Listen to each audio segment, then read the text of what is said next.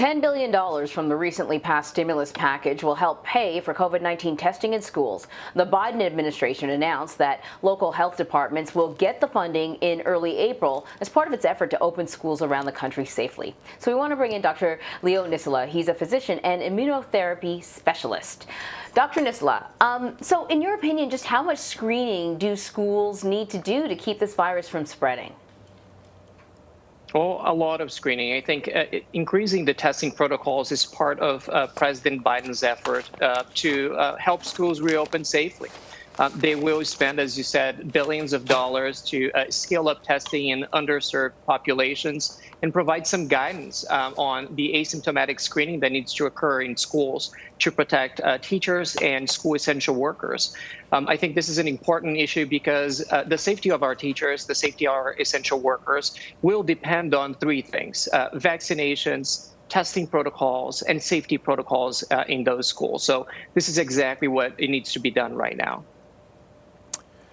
Doctor, as you know, New York Governor Andrew Cuomo got the Johnson & Johnson vaccine yesterday, but there have been reports of vaccine hesitancy, especially when it comes to that specific shot. Can you explain how this shot is different from the Moderna and the Pfizer vaccines and why the 66% efficacy rate from the clinical trials could actually be misleading? That's right. Well, let me be clear. All three vaccines approved under the emergency use authorization are 100% effective in preventing deaths. That's what matters. In an unprecedented timeline, drug makers and federal agencies were able to produce these safe and effective coronavirus vaccines in record time.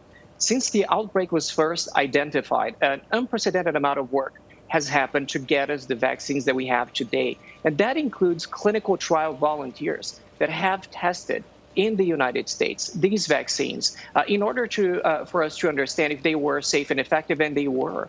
In clinical studies, as you mentioned, J&J's vaccine had a 66 effective percentage to prevent moderate and severe cases, while compared to the 95% of Moderna's and Pfizer's. But all of them prevent deaths. And I think we should focus on preventing new hospitalizations, preventing new deaths. And that's what these vaccines are doing for us.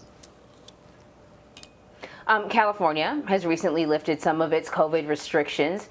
And this week, the CDC named the two virus variants that turned up in California variants of concern. That's what they called them. What do we know about these strains? And are you concerned about a possible uptick in cases? Well, preliminary research has shown that this variant in California seems to be at least 20% more transmissible. We are monitoring these mutations and these variants closely, but no coronavirus variants at this time are at the highest threat level where we think it might escape immune response. And let's try to make sure that we don't create new variants by slowing the spread of this virus. And the only way that we can do this is by increasing our testing efforts, increasing our immunization efforts, and avoiding new cases. So easing restrictions like we have seen in New York didn't play as well.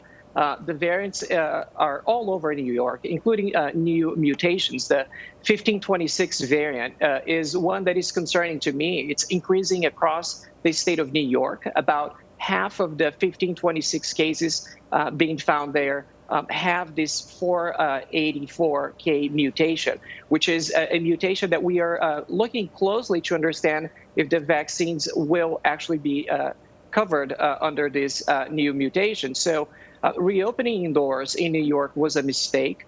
The majority of people are not yet vaccinated, and a more infectious variant will likely lead to more infections and eventually new variants. So it's exactly what we want to avoid. So at a hearing on Capitol Hill yesterday, one lawmaker asked Dr. Fauci about the effects of the COVID-19 vaccine and what the effect could be on people suffering from long haul, what some people have called long haul COVID. Some people have reported that the symptoms linger, that their symptoms linger, but they've also improved after the shot. Can the shot have the opposite effect? So researchers, scientists, drug makers, regulators, and public health officials are all trying to understand right now whether or not vaccines can have an effect on long hauler syndrome and long COVID, or not. But it's still too early to be certain of that. Right now, we expect that at least 10% of COVID cases in the United States will lead to a severe long-term infection, which is concerning from a public health perspective.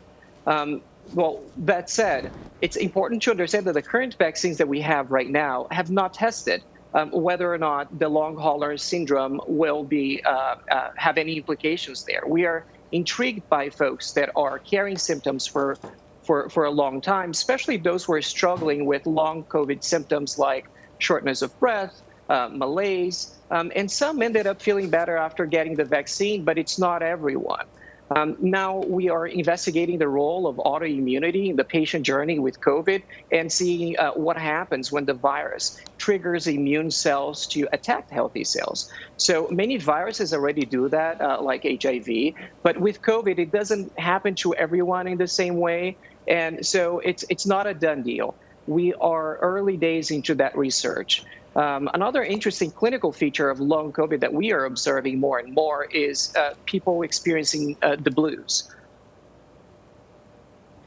So I want to ask you about something else. Hawaii's Department of Health says that they've had a few people who were fully vaccinated become infected with COVID-19. They put out a statement. They basically said that the cases were mild, but the statement also noted that, this can happen even if you're fully vaccinated.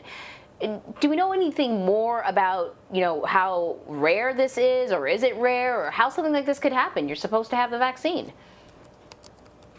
Right. Well, the vaccine are effective and safe into preventing moderate, severe disease and conditions that require hospitalization. And the studies were conducted to understand if it prevents deaths or not. So it is possible that folks that are fully vaccinated still develop some symptoms of COVID in case they're exposed, but they will not develop the severe form of the disease and not require hospitalizations per clinical trials that were studied and published. So in that sense, it's important for us to understand as well how our public health messaging has been through the course of this pandemic.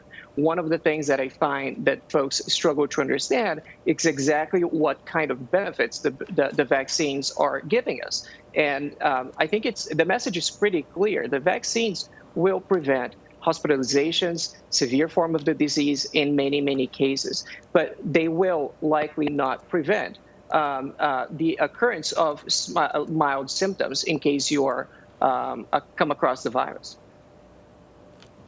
All right, Dr. Nissola, thank you very much as always, Doctor. We appreciate it. Thanks for having me.